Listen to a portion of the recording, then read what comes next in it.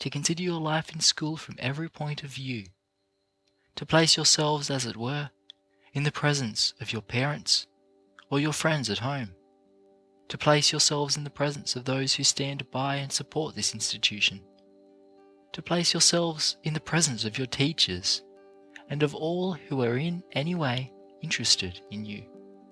Now, suppose you were tonight sitting down by your parents' side, by their fireside, looking them in the face, or by the side of your nearest and dearest friends, those who have done the most for you, those who have stood by you most closely.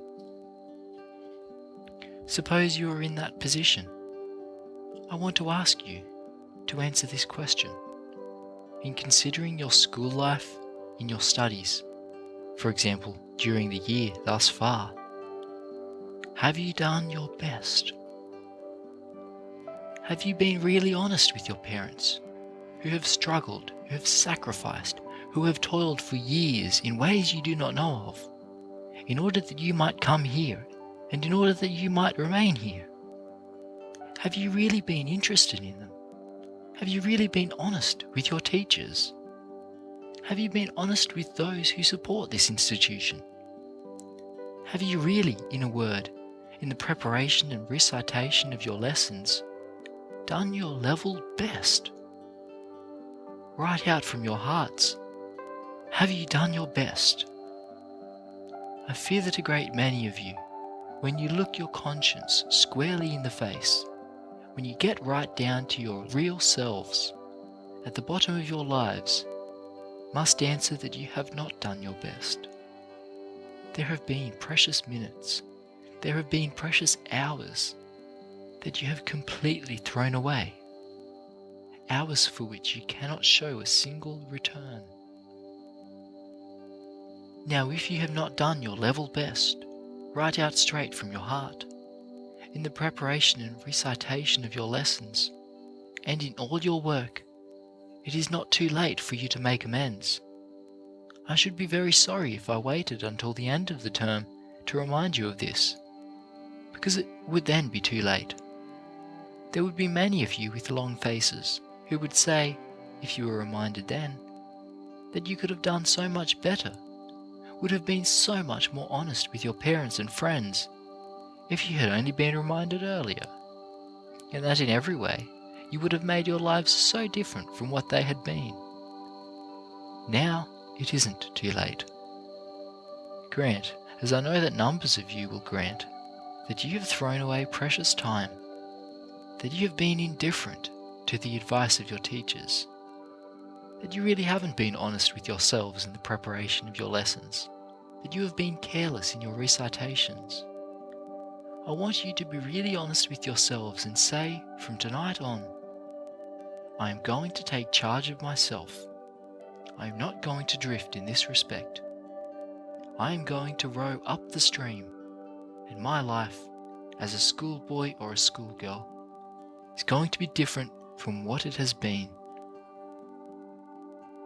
Now place yourselves again in the presence of your parents, of those who are dearest to you, and answer this question. In your work, in your industrial work here, have you done your real best? In the field and in the shop, with the plough, the trowel, the hammer, the saw, have you done your level best? Have you done your best in the sewing room and in the cooking classes?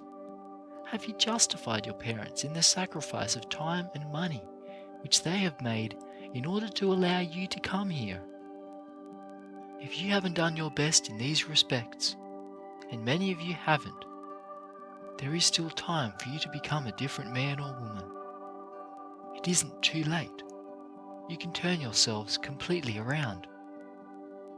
Those of you who have been indifferent and slow, those of you who have been thoughtless and slovenly, those of you who have tried to find out how little effort of body or mind you could put into your industrial work here, it isn't too late for you to turn yourselves completely around in that respect, and to say that from tonight you are going to be a different man or woman. Have you done your level best in making your surroundings what the school requires?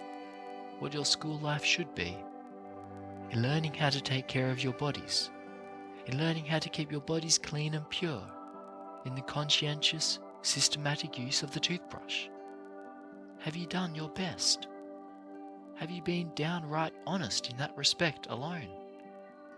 Have you used the toothbrush just because you felt it was a requirement of the school, or because you felt that you could not be clean or honest with your roommates, that you could not be yourself in the sight of God unless you used the toothbrush?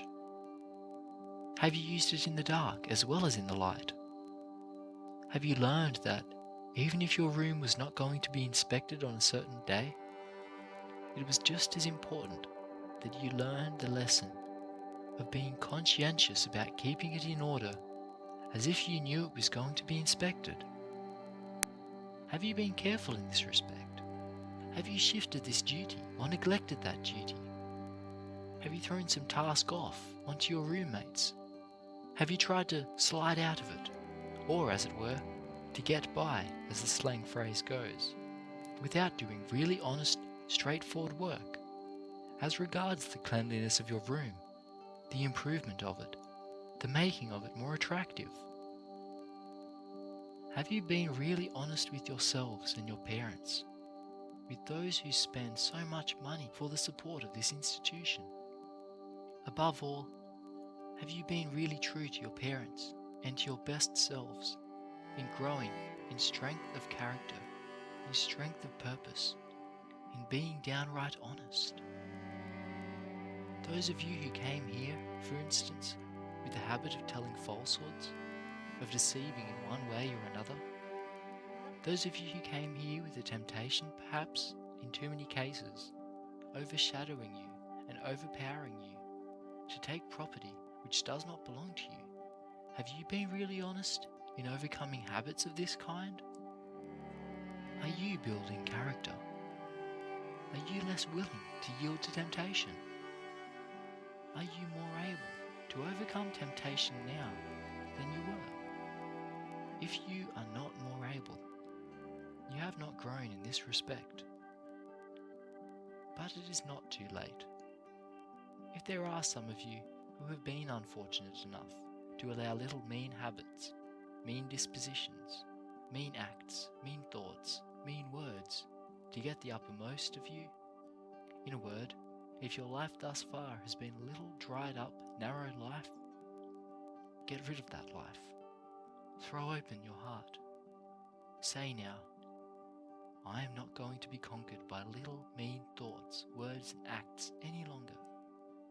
Hereafter, all my thoughts, all my words, all my acts shall be large, generous, high, pure.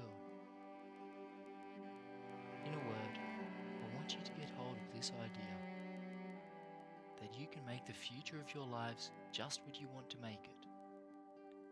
You can make it bright, happy, useful, if you learn this fundamental lesson and stick to it while in school, or after you go away from here, that it doesn't pay any individual to do any less than his very best.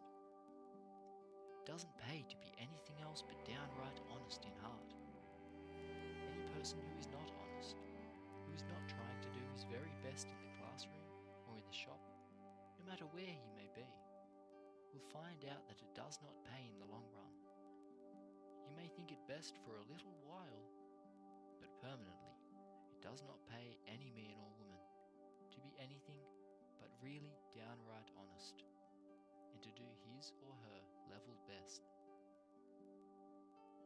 Now I want you to think about these things, not only here in the chapel tonight, but tomorrow in your classrooms, and with reference to every